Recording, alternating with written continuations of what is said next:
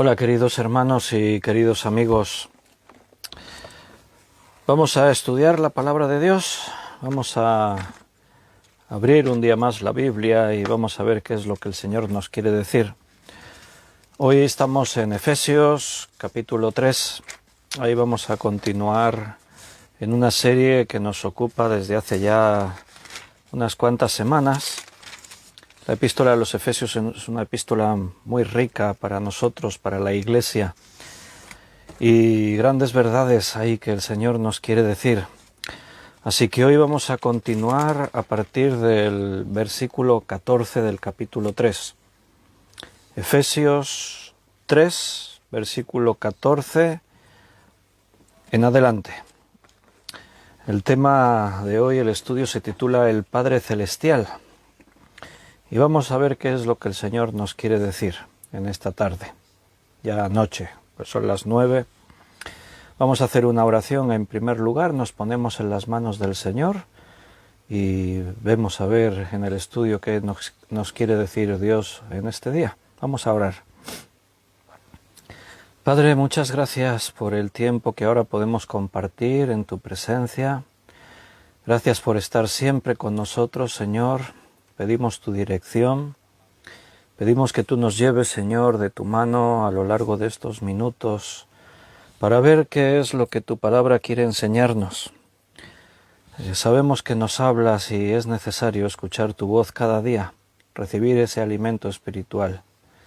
Te ruego que nos des sabiduría y nos ayudes a entender todo aquello que nos quieres decir. Que abras nuestro entendimiento y que abras los ojos. Especialmente te pido por aquellas personas que no terminan de ver lo espiritual, que les ayudes a sentir ese deseo de buscar tu palabra, de recibir alimento espiritual y de esa forma que puedan entender lo que les quieres decir. Danos sabiduría, la necesitamos, fortalece a cada uno y gracias por todo, te lo pedimos en el nombre de nuestro Señor Jesucristo. Amén. Bienvenidos a todos mis queridos hermanos. Un día más estamos ahí abriendo la palabra de Dios, como hemos dicho hoy en la epístola a los Efesios capítulo 3. Y déjame que lea por aquí los hermanos que han escrito en el chat del directo, Liliana y David. Buenas noches, bienvenidos. Benito, buenas noches. Yoli y Gaby, también buenas noches, bienvenidos. Juan Bermudo, hola Juan, ¿cómo estás? Belén, Jai, Carmen Reyes, gracia y paz para ti también. ¿Qué más tenemos por aquí? Miriam, buenas noches. Ana Rita, Noemí, buenas noches. Luz Bañuelas, buenas tardes. Juan Vázquez, buenas noches. Buenas noches a todos los que estáis ahí, a los que vean esto en diferido, después ya en algún momento, pues también muchas bendiciones. Buenas tardes, Ana Karina, acaba de entrar su mensaje. Leemos Efesios capítulo 3, versículo 14 al 17. Vamos a ver. Por esta causa doblo mis rodillas ante el Padre de nuestro Señor Jesucristo, de quien toma nombre toda familia en los cielos y en la tierra, para que os dé conforme a las riquezas de su gloria el ser fortalecidos con poder en el hombre interior por su Espíritu, para que habite Cristo por la fe en vuestros corazones, a fin de que, arraigados y cimentados en amor, seáis plenamente capaces de comprender con todos los santos cuál sea la anchura, la longitud, la profundidad y la altura. Y me detengo ahí porque este primer tema lo vamos a desarrollar entre el versículo 14 y el 17, el tema el Padre Celestial. Lo que hace Pablo es retomar el tema que ya mencionó en el versículo 2 del capítulo 1, cuando en la salutación Pablo dijo: gracia y paz a vosotros de Dios, nuestro Padre, y del Señor Jesucristo. Ahora vuelve a hablar de Dios como nuestro Padre. Doblo mis rodillas ante el Padre de nuestro Señor Jesucristo. Retoma la frase de ese mismo versículo 2, porque si te das cuenta, la forma de hablar es la misma. O sea, él vuelve a tomar ahí, por eso dice, por esta causa, o sea, él está mencionando algo que ya había dicho anteriormente. Y lo que hace a continuación es una oración. Él comienza una oración en este momento, por eso dice, doblo mis rodillas. La oración va dirigida al Padre, en el nombre de Cristo. Y el medio es el Espíritu Santo. Las tres personas de la Trinidad nos ayudan, nos guían y tienen que ver en las oraciones que nosotros levantamos. ¿Cuál es la causa que le lleva a orar? ¿Qué es lo que motiva a Pablo ahora en la carta que está escribiendo detenerse en la doctrina, en la enseñanza para hacer una oración? Bueno, lo que él busca, que es la idea fundamental de esta carta, es conseguir la unidad y la restauración de la Iglesia, de los creyentes, por medio de Cristo. El mundo está en caos. Ya estaba en los tiempos de Pablo, imagínate hoy en día. Hoy en día el mundo está fatal, está todo realmente corrupto, corrompido, está todo contaminado por todo ese pecado. Hay divisiones por todas partes. Los países se enfrentan, países vecinos se enfrentan entre sí, se compite siempre por tener lo mejor. Si perjudicas al de al lado, no importa, y las familias se rompen y se dividen. En las iglesias también hay divisiones, algo antibíblico. El tema de la Biblia para los creyentes y la iglesia es la unidad, no es la división. Pero en medio de todo este mundo en caos y dividido, la iglesia no puede estar participando en eso. La iglesia debe proclamar el mensaje de Cristo porque es su cuerpo. Recuerda que venimos de algunas semanas atrás, de algunos días atrás, de ver la iglesia como la familia de Dios, como el edificio que es edificado o construido sobre la piedra angular que es Cristo. Entonces, la iglesia tiene que mostrar esa unidad por encima de todo lo que es el mundo. Él dobla las rodillas ante el Padre de nuestro Señor Jesucristo, de quien toma nombre toda la familia en los cielos y en la tierra.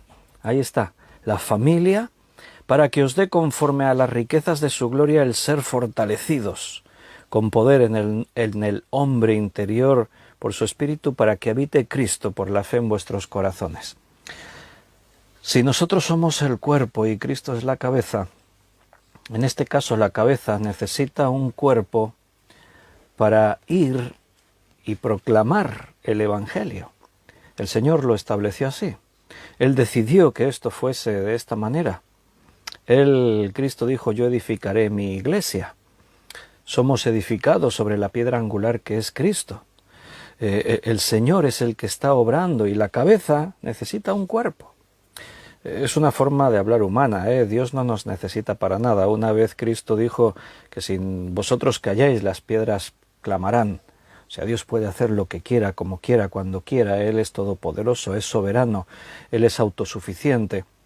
Pero Él, en su majestad, en su soberanía, en el amor, Él ha decidido contar con nosotros. Él nos ha hecho partícipes de lo suyo. Entonces, ahora, humanamente hablando, en esa figura metafórica de lo que es la iglesia, un cuerpo, pero la cabeza es Cristo, la cabeza necesita un cuerpo para desarrollar cualquier obra que quiera hacer. Y Cristo necesita el cuerpo para que vayamos y proclamemos el Evangelio. Lo primero que dice al comenzar esta oración es: doblo mis rodillas. Los judíos normalmente oraban de pie. Son costumbres. El arrodillarse era un acto de humillación en momentos muy determinados. Los judíos por costumbre oraban de pie, con los brazos extendidos y las manos extendidas hacia arriba. O sea, ellos oraban, era una costumbre, normalmente oraban así, de esa manera. Pablo viene de todo ese contexto. Él describe su vida como judío, en todo lo que eran las escrituras, fariseo, hijos de fariseos. Entonces él seguramente toda su vida había estado orando principalmente de esa manera. Ahora Pablo ora tan intensamente por la iglesia que se postra a suplicar por la iglesia. Se humilla delante de Dios para orar por la iglesia. O sea, este acto, doblo mis rodillas, no es solo una forma de hablar que queda bonito, no es la figura de rodillas, es como uno ora. Para un judío no era lo más normal era de pie con los brazos extendidos y las palmas de las manos hacia arriba. El acto de doblar las rodillas es un acto de humillación, de sentir un pesar en el corazón especial, en este caso por la iglesia.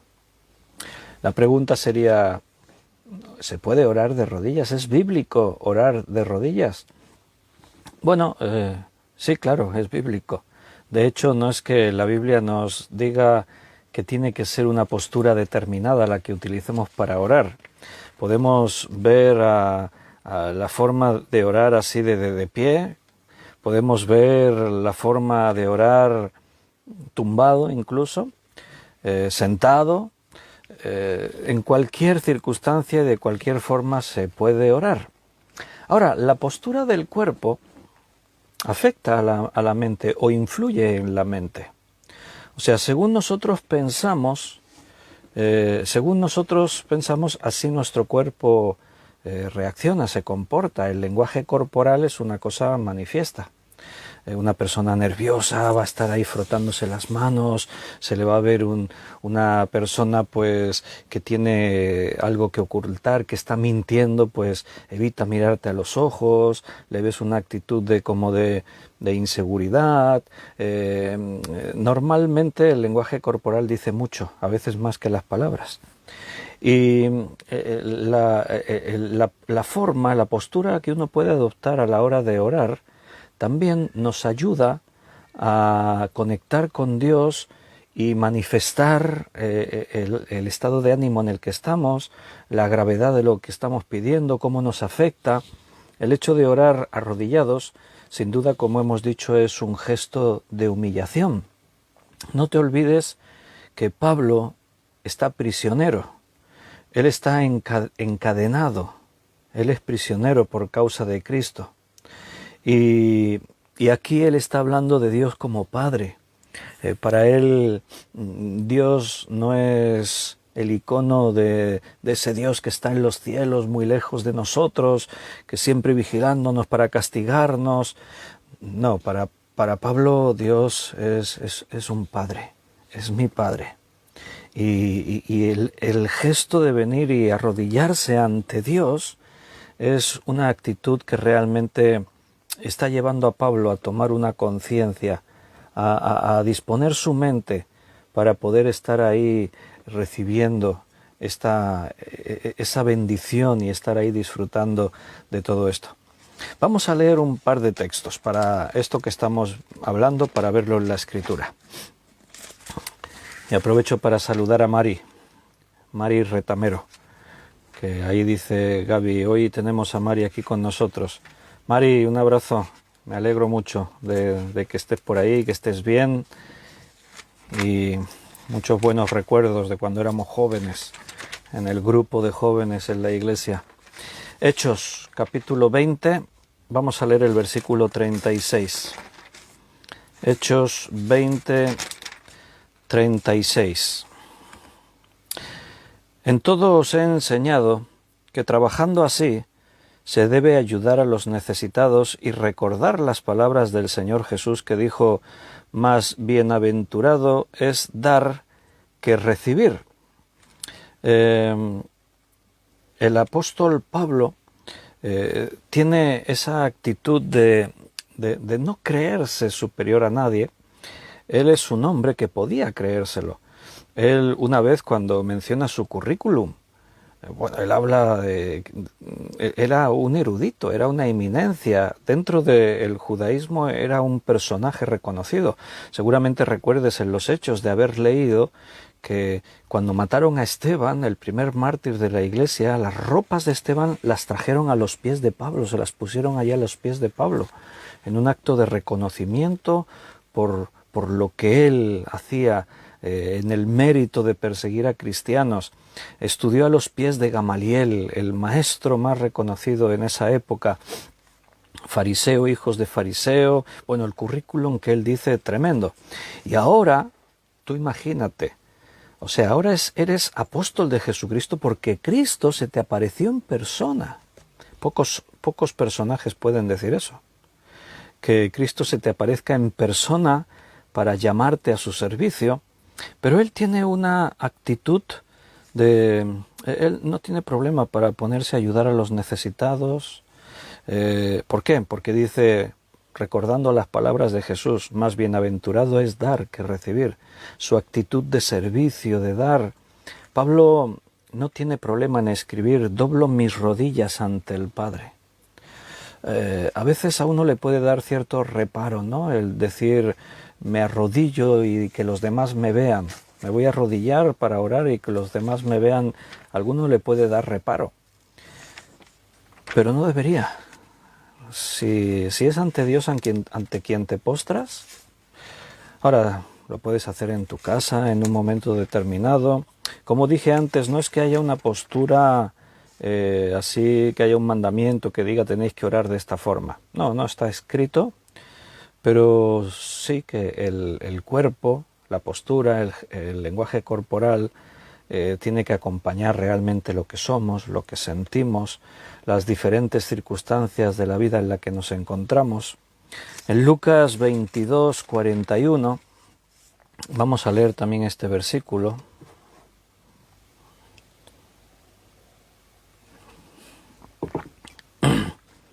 Porque Pablo acaba de citar a Jesucristo, más bienaventurado es dar que recibir.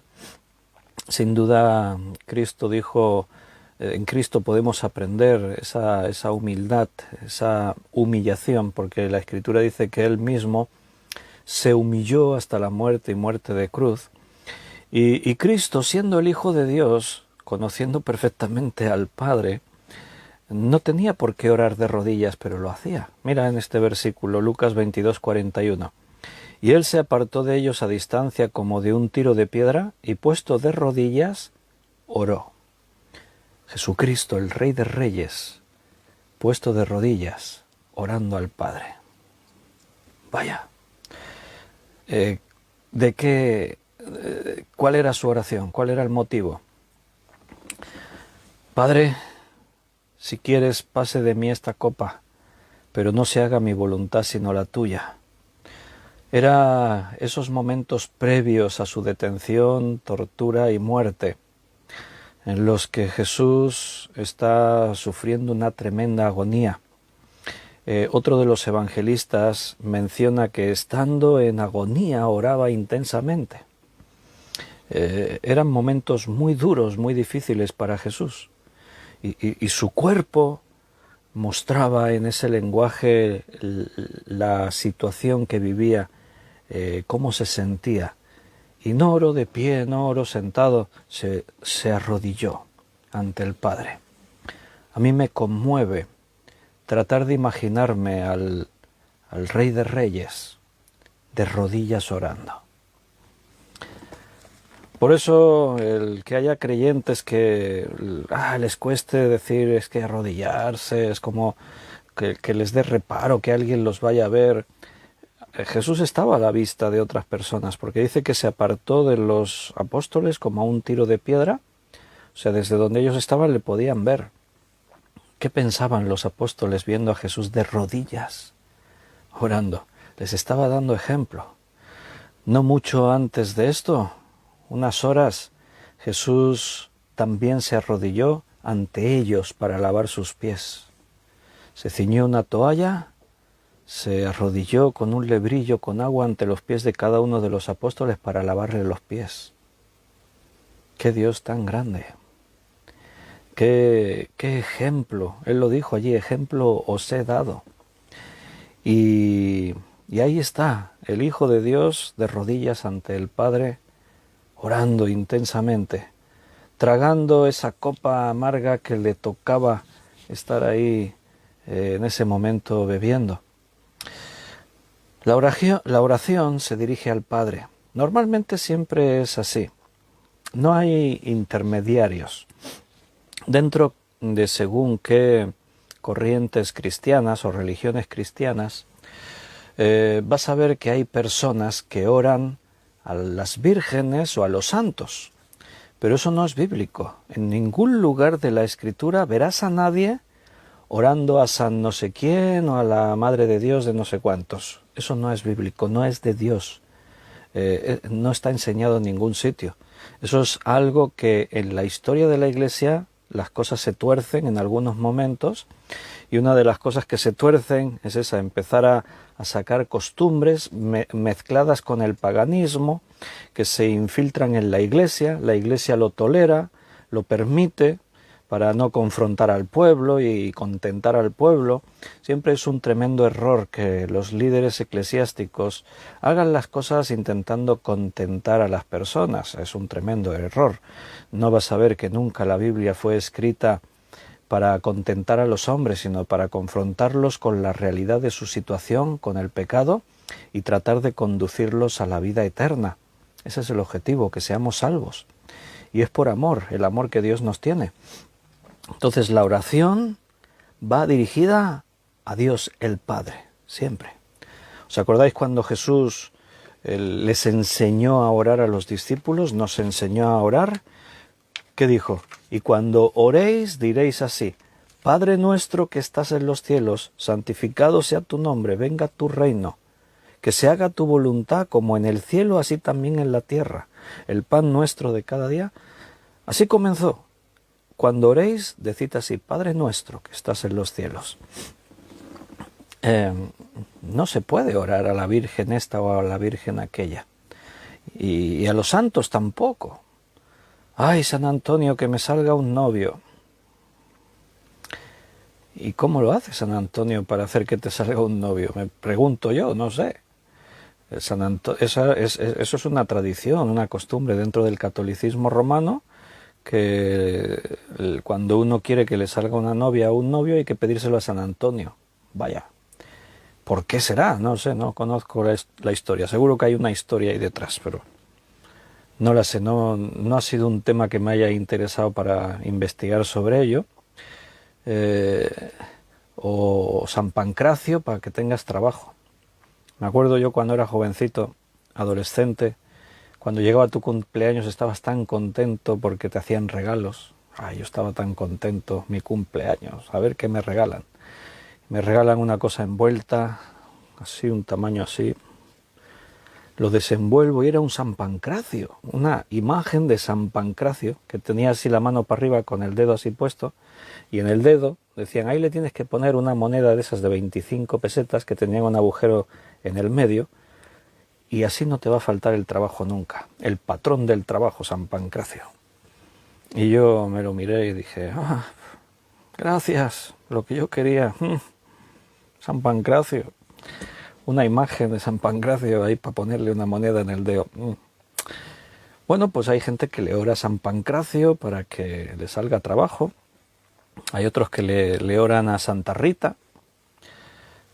Dice allí por ahí un dicho, ¿no?, que dice que uno no se acuerda de Santa Rita hasta que truena, o no sé cómo es eso, algo así.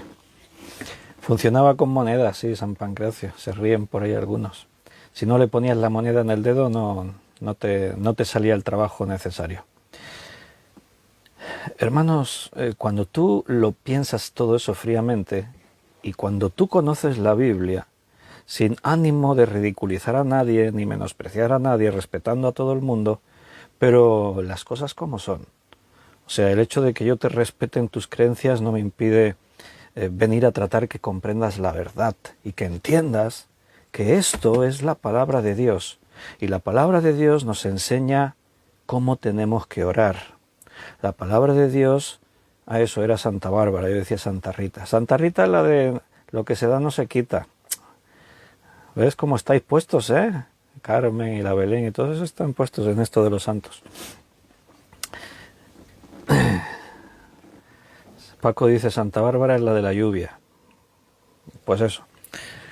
Hay que decirle a la gente, es un error. Si tú le oras a Santa Rita o a Santa Bárbara o a San Juan o a San Antonio o a San no sé quién, es vano.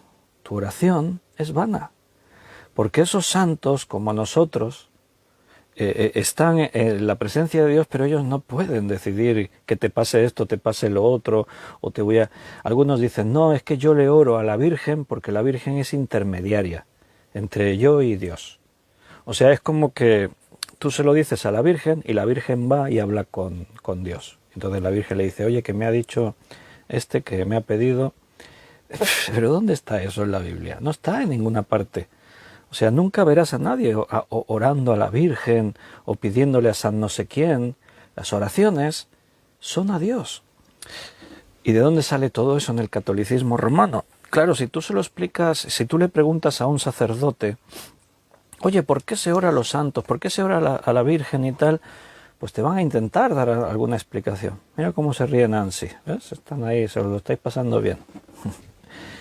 Te van a tratar de explicar. Por ejemplo, te van a decir algo como que, mira, en las bodas de Caná de Galilea, cuando faltó el vino, ¿a quién se lo dijeron los comensales, los que estaban allí? A María. Fueron a María con el problema. ¿Y qué hizo María? María fue y se lo dijo a su hijo, a Jesucristo. Hizo de intermediaria. Vaya. Y ahí ya establecemos un dogma de que se tiene que orar a María. Las bodas de Caná de Galilea, María, Jesús, sus hermanos, los discípulos estaban invitados porque eran parientes de los que se casaban. O sea, María era pariente cercana de los que se estaban casando. Entonces, no vinieron a ella para esperar que Cristo hiciese un milagro. Nadie sabía que Cristo hacía milagros. De hecho, cuando María va y se lo dice a su hijo, a Jesús, Jesús le dice, ¿qué tienes conmigo, mujer? Aún no ha llegado mi hora. O sea, no estaban esperando que Cristo hiciese un milagro de convertir el agua en vino. ¿Por qué se lo dicen a María y por qué María se lo dice a Jesús? Porque María es un familiar cercano y los novios tienen un problema, nos hemos quedado sin vino. Estas bodas solían durar bastante y quedarse sin vino era como una deshonra, una ofensa para los que habían hecho el convite, el banquete. Entonces pues vienen a María pues no esperando un milagro, mirando a ver cómo podemos solucionar esto. Y María se lo dice a Jesús porque José, el marido de María, no está. Seguramente falleció. La Biblia no lo menciona el hecho, pero por la tradición y por el hecho de que José, cuando Jesús empieza su ministerio público, ya no está, muy posiblemente murió, se cree, a consecuencia de algún tipo de accidente laboral, y Jesucristo, como es el primogénito, Jesús es el primogénito, Él es el jefe de la casa, es el hombre de la casa. Así que si hay un problema, tiene que ser Jesús quien trate con ese problema. Pero después de eso, Jesús empieza su ministerio, los apóstoles están ahí, vemos oraciones por todas partes, la iglesia comienza, vemos en la iglesia haciendo oraciones muchas veces a la iglesia, a los creyentes, en circunstancias, en momentos, dentro de las cartas de Pablo, de los diferentes escritores del Nuevo Testamento aparecen oraciones por aquí, por allá, por todas partes. Nunca verás una oración dirigida a la Virgen, nunca verás ninguna oración dirigida a ninguno de los santos, nunca. Entonces, bueno, como os expliqué antes, las cosas se tuercen en un momento dado, se añade una cosita, se quita otra cosita, aparece una costumbre por ahí, de pronto hay en la historia de la Iglesia, en los primeros años, el tiempo de los mártires, pues un creyente muy reconocido dentro de la Iglesia, que también era carpintero, murió como mártir, y dentro del gremio de los carpinteros, que la mayoría eran cristianos, pues tomaron a su hermano mártir que murió por predicar a Cristo, tomaron su memoria como una especie de emblema de los carpinteros. Fue como decir, este hombre ha sido un ejemplo y era carpintero como nosotros, y de ahí pasamos a que eso fue tomando forma y al final se convirtió en el patrón de los carpinteros. Después resulta que otros gremios de artesanos, los constructores, los peleteros, los de esto y del otro, dijeron, pues oye, que los carpinteros tienen un patrón y nosotros no, pues necesitamos un patrón, y también formaron el suyo. Y una cosa lleva a la otra, y de pronto te encuentras un día en la iglesia que miras y dices, ¿pero esto qué es? No se parece en nada a aquella iglesia que comenzó en los Hechos de los Apóstoles. Todo ha cambiado, todo es diferente. Y pasamos de que María viene a comentarle a Jesús, porque es el primogénito y el hombre de la casa, a preguntarle por lo del vino. Jesús, ¿qué hacemos con esto del vino? Y pasamos de eso a que María ya no es solamente la madre de Jesús, ahora es la madre de Dios y la reina de los cielos. Allí en el pueblo de mi madre, en Jerez del Marquesado, que ahí en los pueblos de Andalucía, hay mucha tradición con todo esto de los santos, las vírgenes y todo esto. Y yo de pequeño, pues cuando íbamos allí de vacaciones al pueblo, pues yo ya vi todo esto. De hecho, pasé algún mal rato con esto de las vírgenes y todo eso. Me acuerdo una vez que era pequeño yo, no sé cuántos años tendría, 8, 10, 11, no sé. Era pequeño. Y era el mes de septiembre, un pueblecito al pie de Sierra Nevada. Y estábamos allí y ya como íbamos ahí mucha familia, eran las fiestas del pueblo, pues nos colocábamos a dormir con una familia, con otra. Y a mí ese año pues me adjudicaron con un primo mío, se llama José, y yo tenía que dormir con mi primo. Entonces, toda la noche de procesión. Sacaban a la Virgen a recorrer las calles y se tiraban allí horas con la Virgen para un lado y para otro, para arriba y para abajo de procesión. Y yo me acuerdo pues que ya se fue toda la familia, se fueron a dormir, pero mi primo estaba empeñado que hasta que no encierren a la Virgen en la iglesia no nos vamos a dormir. Yo iba con pantalones cortos y una camiseta. Me acuerdo de ese día por el frío que pasé. Estaba tiritando. Y yo le decía a mi primo, y cansadísimo, eran las 4 de la madrugada. Y yo decía, vámonos a dormir. No, hasta que no guarden a nuestra madre en la iglesia no nos vamos a dormir. Y yo pensaba, madre mía, que la guarden ya. ¿Qué hace la Virgen a las 4 de la madrugada ya pasando de aquí para allá por las calles? Y cuando el cura decía, ya, vamos a meterla ya, el cura también estaba ya hasta de esto de vamos a guardar. Y la gente del pueblo, no guardáis todavía a nuestra madre. Una histeria allí colectiva. Yo tiritando de frío, de agotamiento. Me acordaré toda la vida de esa noche. Bueno, pues ahí en la iglesia de ese pueblo, una vez que fuimos por ahí y estaba observando, como estas iglesias, está llena de columnas, y me fijé que en cada columna hay un título de la Virgen. En una pone eso, Madre Nuestra, en otro pone Madre de Dios, en otro pone Reina de los Cielos, en otra pone Reina de los Apóstoles, en otra, y así un montón de títulos, pero títulos que no tiene nadie nada más que ella. Mira, María es una persona ejemplar. Fue de los personajes de la Biblia, María es de los, podríamos decir, de los más dignos. Grandes personajes de la Biblia se nos cuentan sus pecados también, sus caídas, algunas catastróficas. De María la Biblia no dice nada malo, de Daniel tampoco. Hay muy pocos personajes en la Biblia que la Biblia no diga nada malo de ellos. Y María es una de ellas. O sea, era una mujer que, siendo adolescente, se le aparece un ángel de los cielos y le dice, te vas a quedar embarazada del Espíritu Santo y el ser que vas a tener en tu vientre será fruto del Espíritu Santo, será llamado así el Salvador y no sé qué y tal. Y María recibe esto, dice que guardaba todas estas cosas en su corazón. Y cómo, no nos podemos imaginar, qué representó ser la madre de Jesús. todo ese tiempo.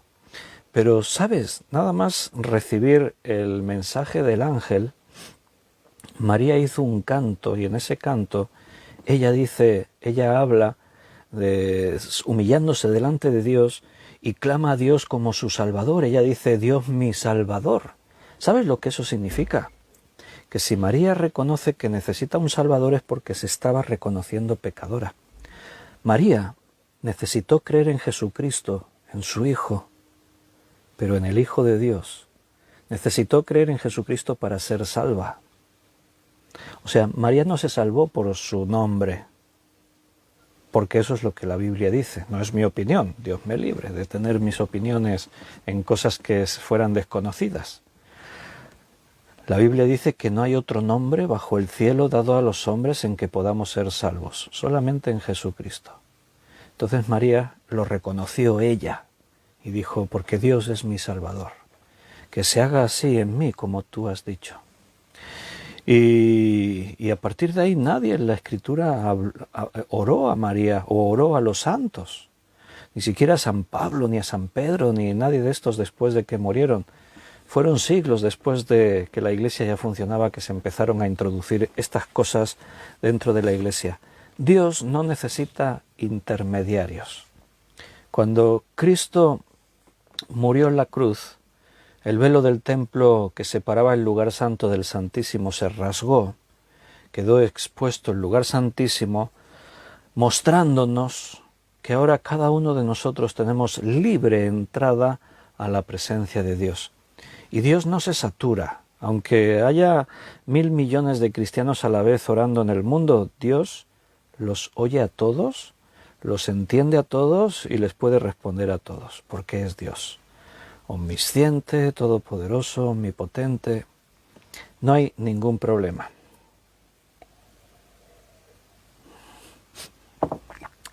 Incluso hay personas que oran a los ángeles de los cielos, ¿verdad? ¿A que sí lo sabéis eso también? Hay personas pues que oran al ángel de la guarda, o al ángel no sé quién, o al ángel no sé cuántos, pero no es nada bíblico, eso no existe en la Escritura. Allí en Apocalipsis vimos alguna escena de uno de esos mensajeros que aparecen participando en todo eso, y Juan, en una debilidad carnal, impresionado por todo lo que está viendo, seguramente totalmente desbordado, hay que ponerse en la piel de Juan, dice, se postró delante de el mensajero, y el mensajero le dijo: Juan, levántate, yo soy consiervo tuyo, solamente a Dios se le puede adorar, a nadie más. Me vuelvo allí a Efesios capítulo 3, en el versículo 15 dice: de quien toma nombre toda familia en los cielos y en la tierra. Los cielos y en la tierra, toda familia espiritual toma nombre de Dios, el Padre. Estábamos viendo hace unos días que de ambos pueblos hizo un solo pueblo. Habla de los judíos y habla de los gentiles. Entonces, tanto gentiles como judíos, los judíos como pueblo escogido por Dios, los gentiles en la promesa de que también cualquiera por la fe iba a ser hijo. Entonces, es el Padre el que nos ha dado la identidad. Ahora la familia es la Iglesia. No hay familia fuera de la Iglesia hoy en día. Si tú quieres formar parte de la obra de Dios, tienes que estar involucrado con la Iglesia. O sea, aquí no hay independencia. Igual que dice allí Pedro en su carta que la Escritura no es de interpretación privada, el servicio para Dios no es privado. Está dentro de la Iglesia, tienes que formar parte de la Iglesia. Si no eres Iglesia, entonces no formas parte de la familia de Dios.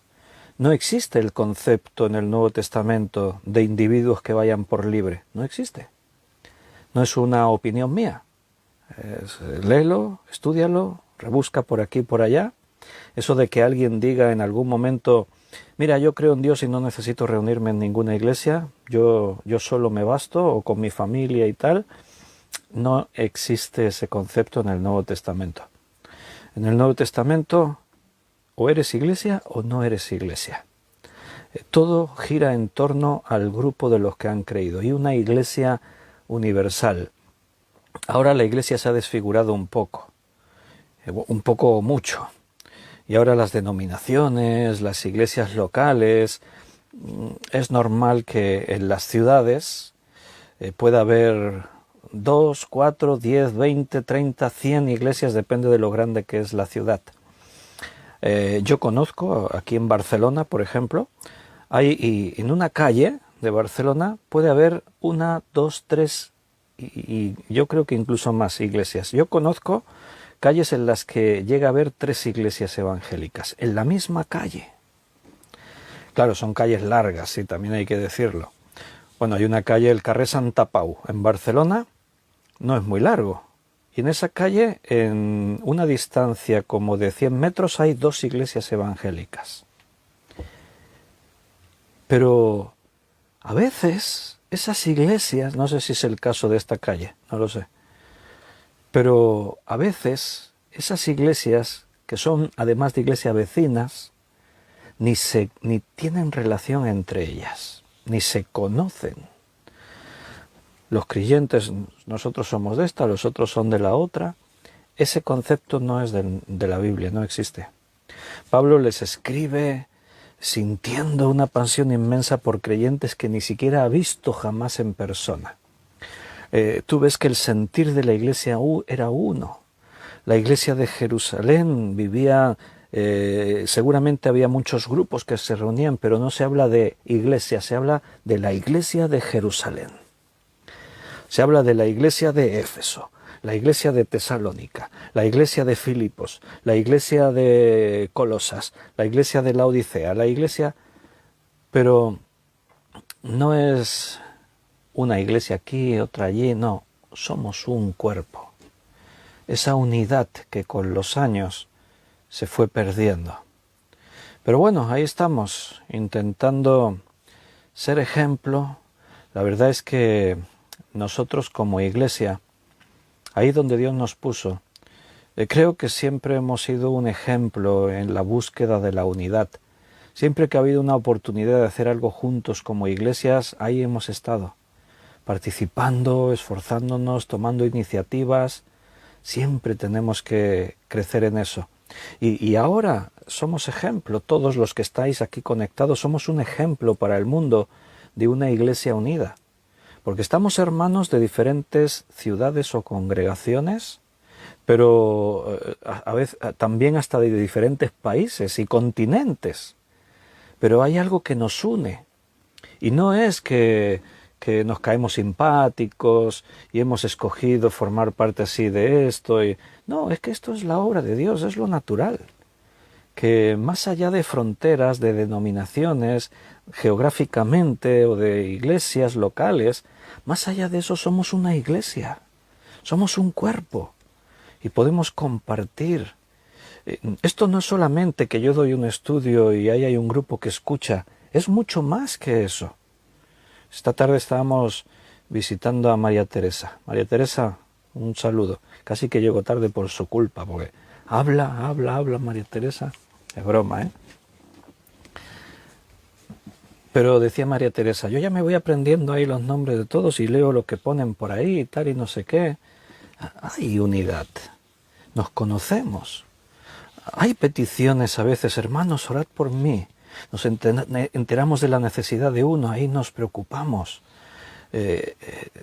Vivimos lo normal, lo que somos, un cuerpo, somos una iglesia, somos hermanos los unos de los otros. Dios es nuestro Padre, el Padre que está muy cerca de cada uno. Y por el Padre toma nombre toda familia en los cielos y en la tierra. En los cielos ahí están los espíritus ministradores, los ángeles de los cielos. En la tierra ahí estamos, la iglesia, los creyentes, hermanos unos de otros. Somos hermanos porque tenemos un Padre en común, que es de Dios. Si te aíslas de la iglesia, te apartas de las bendiciones de Dios. Así de claro. Porque Dios ha decidido que su obra en este tiempo es a través de la iglesia. Y fuera de la iglesia no hay obra. Tú dirás, pero si uno va de misionero a un lugar y no tiene iglesia, entonces, ¿qué ocurre? ¿Este no está bendecido por Dios? Sí, pero este no está ahí solo, tiene a una iglesia detrás. Normalmente un misionero es enviado por una iglesia, o iglesias que le apoyan, que le respaldan, que están orando por él. Sí, él está solo en un lugar, pero no está solo en realidad. Hay una iglesia detrás apoyándole. No se desmarcó, vaya, es lo normal. La iglesia hay de todo, pero recuerda que una cosa es todo aquello que tiene nombre de iglesia y otra cosa es la verdadera iglesia de Cristo. Y lo normal no es que uno dice, Dios me ha llamado que me vaya misionero a no sé dónde, y abandona la iglesia y se va. No, no es lo bíblico. En la Biblia vemos que cuando Pablo y Bernabé iban a salir como misioneros, Dios se lo dijo a la iglesia, no a ellos. El Espíritu Santo dice allí en Hechos, creo que es el capítulo 13, si no recuerdo mal, dice allí, y el Espíritu Santo le dijo a la iglesia, apartadme a Pablo y a Bernabé para la obra a la que los he llamado. Quiero que te fijes en esos pequeños detalles. El Espíritu Santo no va a Pablo y a Bernabé y en secreto les dice, oye, tenéis que iros de esta iglesia, tenéis que salir de la iglesia y marcharos de misioneros. No se lo dice a ellos así, de esa manera. Se lo dice a la iglesia. Y es la iglesia la que entonces lo dice, vamos a orar. Lo ponen en común, vamos a orar. Y oran, dice que ayunaron y oraron y después enviaron a Pablo y a Bernabé. Es el método de Dios. Y Dios tiene su método. No hay atajos, no hay caminos intermedios. O es a la manera de Dios o es a tu manera. Y si lo haces a tu manera, no estás bajo la bendición de Dios, te lo aseguro. Y repito, bueno, no es mi opinión, es lo que la Biblia dice. Mi obligación es decirte lo que la Biblia dice. Y la palabra de Dios lo establece así. Y te he puesto un pequeño ejemplo, pero busca, estamos estudiando los martes Hechos de los Apóstoles y estamos viendo el formato de iglesia conforme a la voluntad de Dios y a lo que Dios provoca y hace dentro de la iglesia. No hay más. Después han salido cosas y se han formado historias, pero eso no está en la Escritura, no nos atañe a ninguno de nosotros. Versículo 16, para que os dé conforme a las riquezas de su gloria, y te aseguro que esa es una fuente inagotable, las riquezas de su gloria no tienen fin, no tienen fondo, la dimensión de sus riquezas es infinita porque Dios es infinito. Y qué buenas las oraciones que aparecen en la Biblia, cómo nos enseñan a orar estos hermanos. Porque otras veces, y de hecho pues el otro día os lo recordaba, que tenemos una serie acerca de la oración, aquí en Facebook, archivada por ahí, y pronto estará en YouTube. Pero de vez en cuando lo recuerdo porque es importante que recordemos cómo se tiene que orar. Y no te olvides que en este tiempo la Iglesia sufre tremendas penalidades y aflicciones. Hay escasez, hay enfermedades como siempre, pero hay mucha escasez por causa de la persecución, hay persecución. Hay creyentes encarcelados, hay creyentes torturados, asesinados. La Iglesia sufre en sus carnes la persecución cruel de Roma y de los judíos que no creyeron en Jesús.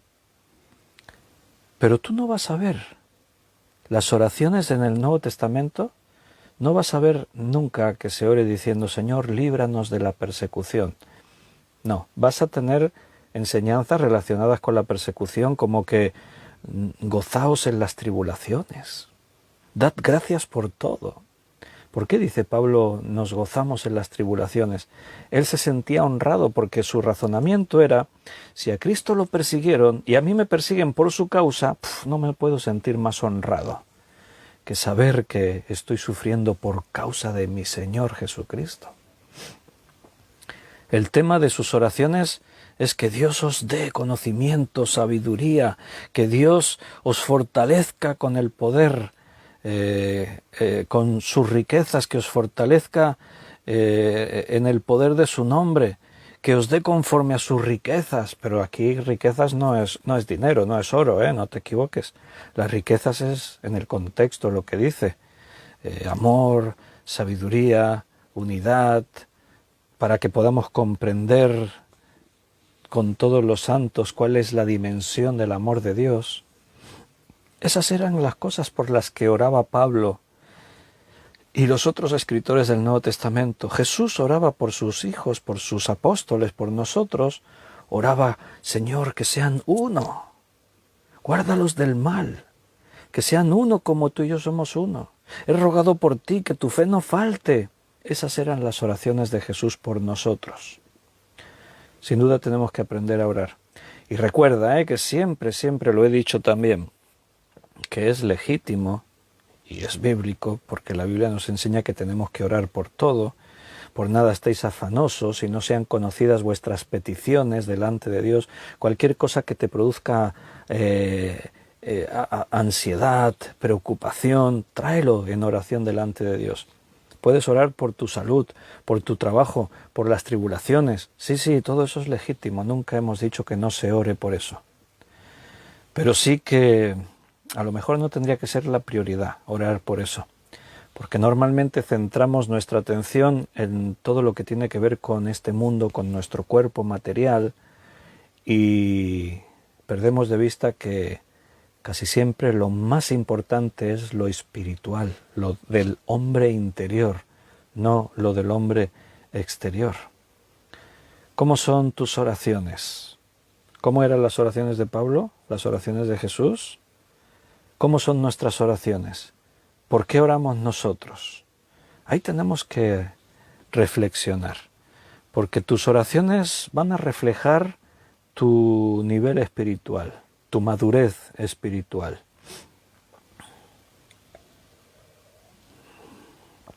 La primera petición que hace ahí Pablo es para que os dé conforme a las riquezas de su gloria, riquezas sin límite, espirituales, que os dé conforme a las riquezas de su gloria. Primera petición, el que seáis fortalecidos, dice, el que seáis fortalecidos con poder en el hombre interior por su espíritu. ¿Te das cuenta dónde está la atención? En el hombre interior, en lo que tú eres. El exterior es el vestido. La carne es una vestidura que con los años se va desgastando, vamos envejeciendo, nuestro cuerpo exterior se deteriora, el interior se rejuvenece en Cristo, nos volvemos más sabios, más sensibles a sus cosas, más dispuestos a escuchar su voz y atender las necesidades. Pero ahí está la carne, el espíritu está dispuesto, la carne es débil y hay una lucha entre el espíritu y la carne constantemente. Por eso es importante orar, Señor, fortalece mi espíritu, fortaléceme en el hombre interior, fortalece a mis hermanos espiritualmente. Una de mis oraciones principales, siempre por mis hermanos, eso os incluye a todos vosotros, es precisamente esto, que tengáis ese sentir que tiene Cristo, que tengáis hambre por su palabra, que busquéis las cosas de arriba antes que las de esta tierra, que tengáis la sensibilidad de saber escuchar su voz, que podáis comprender la dimensión de lo que significa servirle a Él. Esa es una de mis principales oraciones. Yo puedo orar, Señor, provee a mi hermano que no tiene trabajo, dale los recursos que necesita.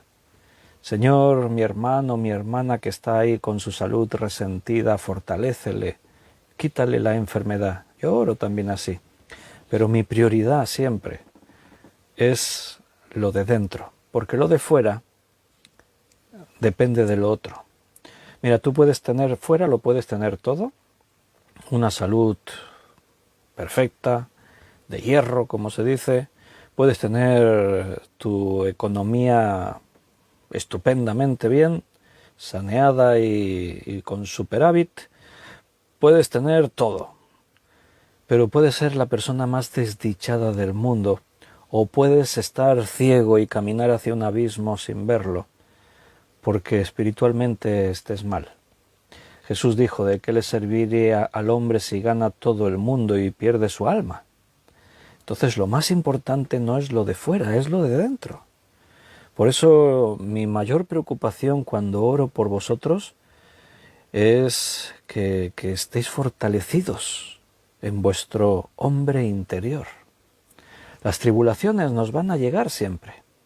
Jesús se lo advirtió, nos lo advirtió a todos. En el mundo tendréis aflicción. Satanás me ha pedido para zarandearos como se zarandea el trigo por el viento. Pero él dijo: pero yo he rogado por ti que tu fe no falte.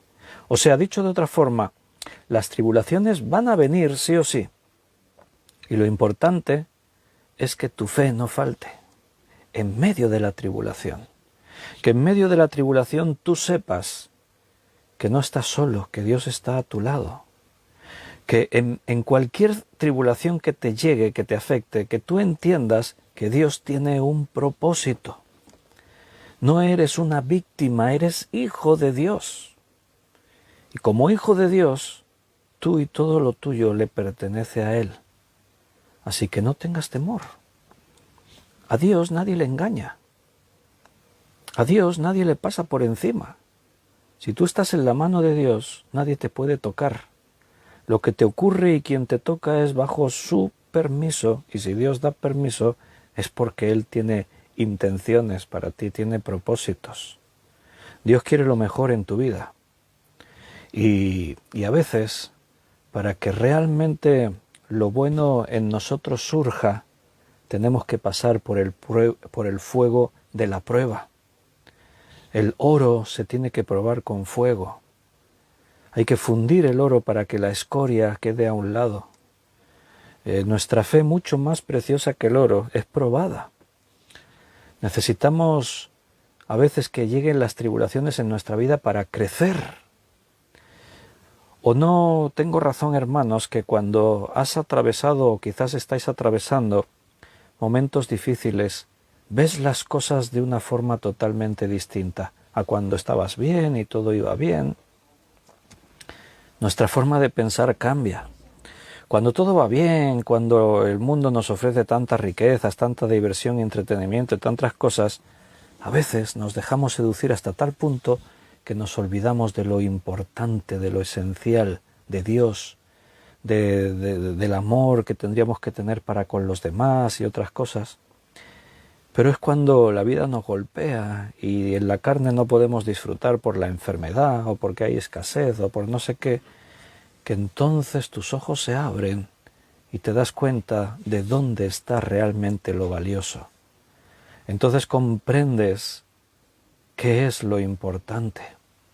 Y entonces te vuelcas en los brazos de Dios, porque reconoces que, vaya, lo de Salomón, toda su vida enriqueciéndose, atesorando más y más, divulgando su fama por todo el mundo, su gloria, su esplendor era lo máximo en aquel tiempo, no había nada más.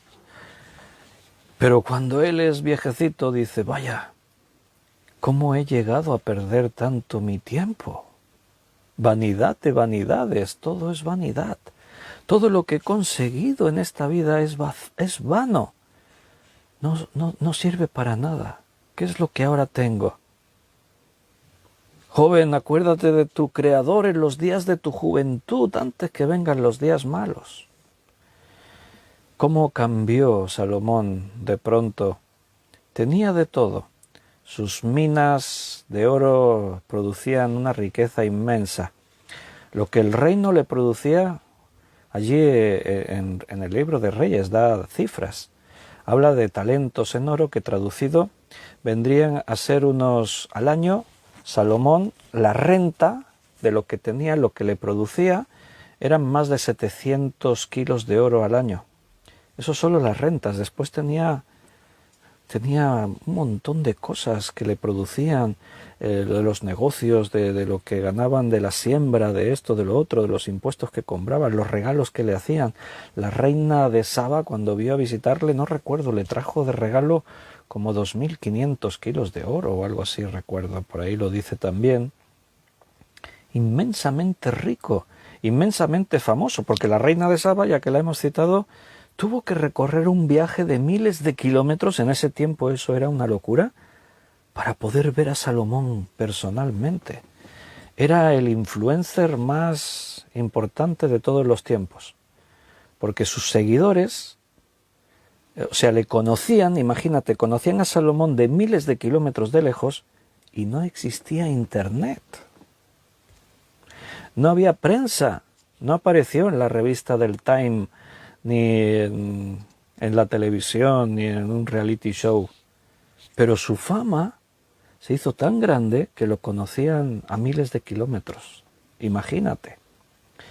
Tenía 700 esposas, reinas, y 300 concubinas, 1000 mujeres en total.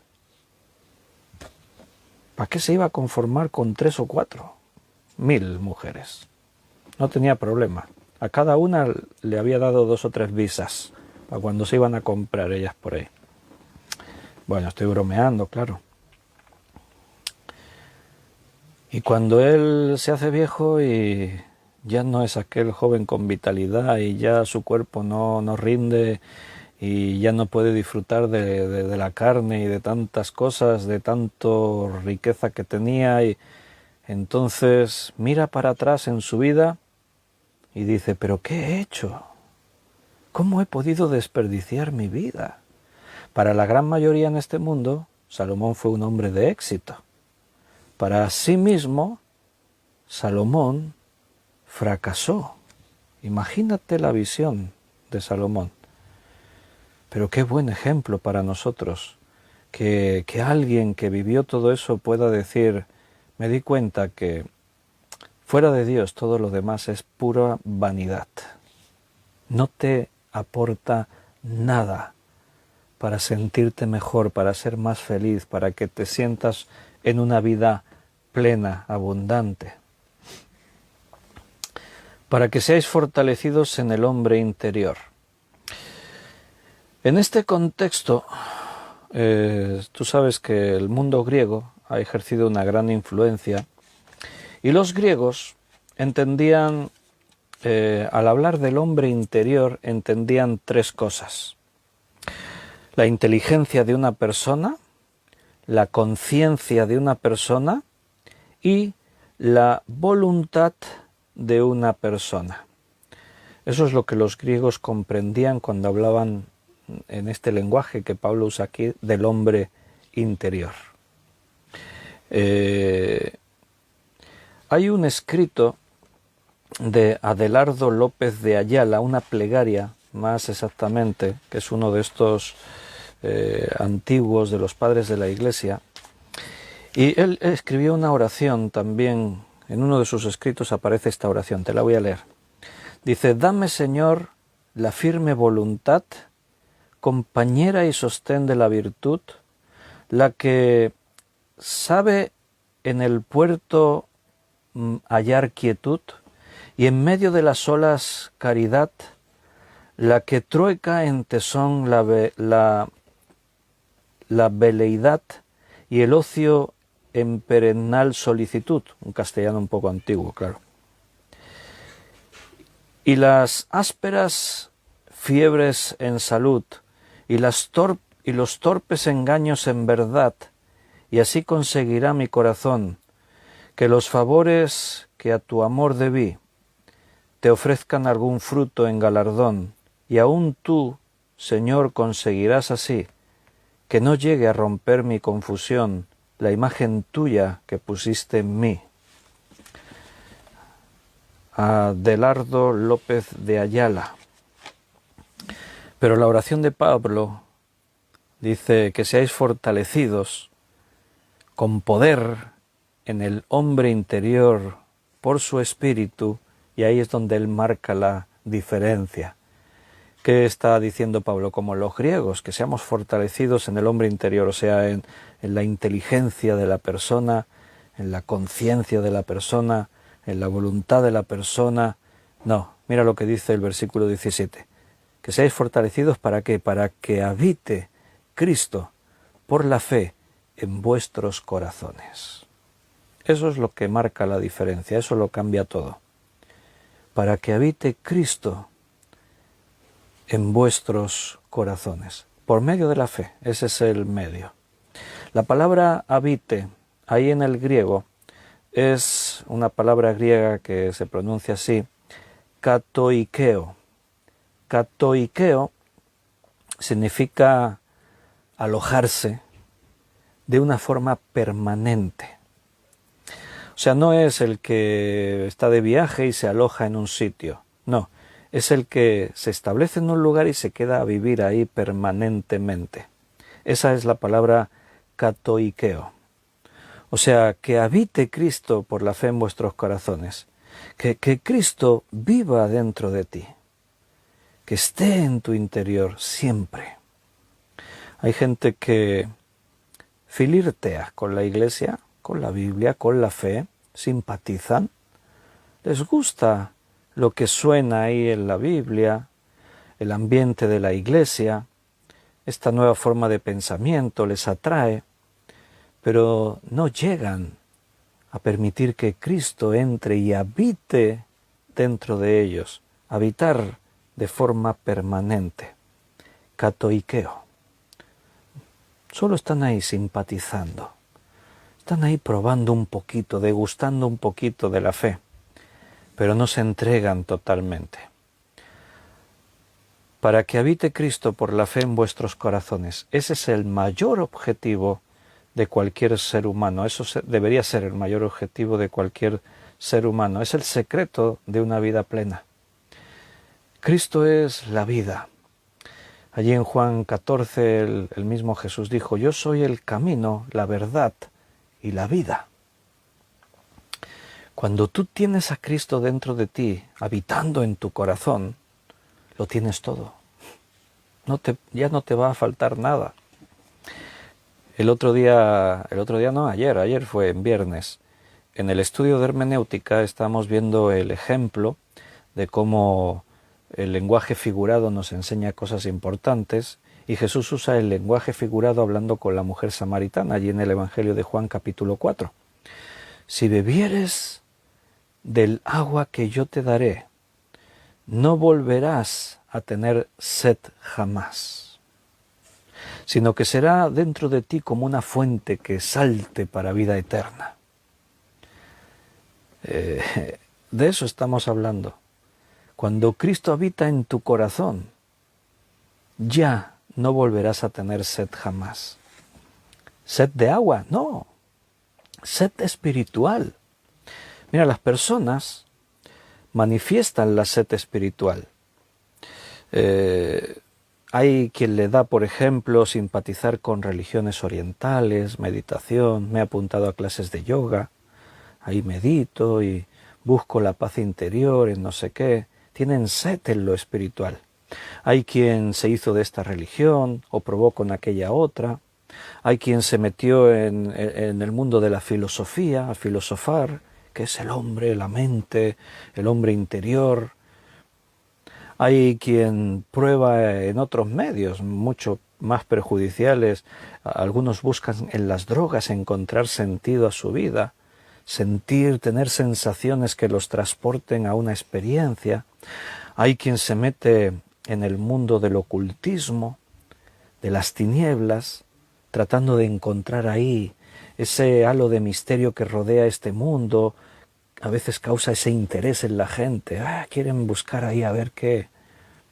Hay quien le da por creer en los extraterrestres y algunos están esperando que cualquier día vengan a buscarnos. El hombre manifiesta sed interior. La mujer samaritana mostró esa sed interior porque venía al pozo de Jacob, teniendo aguas de manantiales más cercanas a donde vivía, con el agua de muy buena calidad. Venía a un pozo que tenía ya años,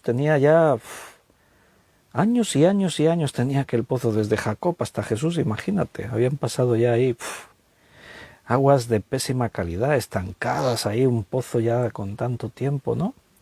Pero tenía sed espiritual. Nuestro padre Jacob cavó este pozo. Por eso venía esta mujer, tenía sed espiritual. Por eso Jesús le dice, si bebieres del agua que yo te daré, ya no tendrás que venir más a buscar agua a este pozo de Jacob. Ya no tendrás que buscar más filosofías, más tradiciones de hombres. No tendrás por qué buscar más en el entretenimiento del mundo para intentar sentirte bien. Ya no tendrás que buscar echarte en los brazos de más hombres porque ya lleva unos cuantos maridos.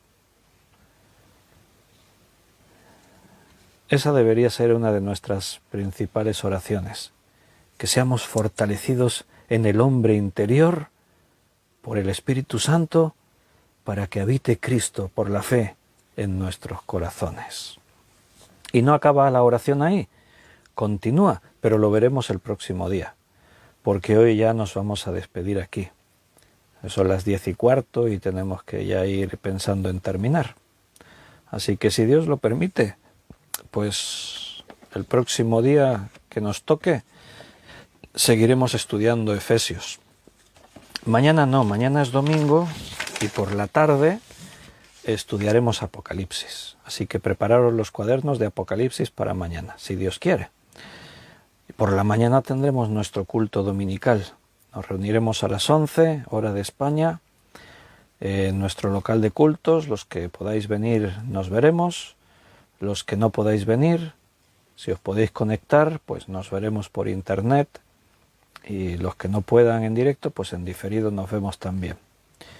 Y disfrutaremos pues de un domingo especial, otra vez en sus manos, buscando al Señor cada día y dejando que el Espíritu Santo siga su obra en nosotros y creciendo siempre en la obra del Señor. Así que, queridos hermanos, nos despedimos por hoy. Que Dios os cuide, os guarde, os bendiga mucho, abundantemente, conforme a esas riquezas inagotables que Dios tiene. Y si Él lo permite, mañana nos vemos. Un fuerte abrazo a cada uno, os amo con el amor del Señor y mañana nos vemos otra vez. Seguramente Dios quiere. Así que hasta mañana.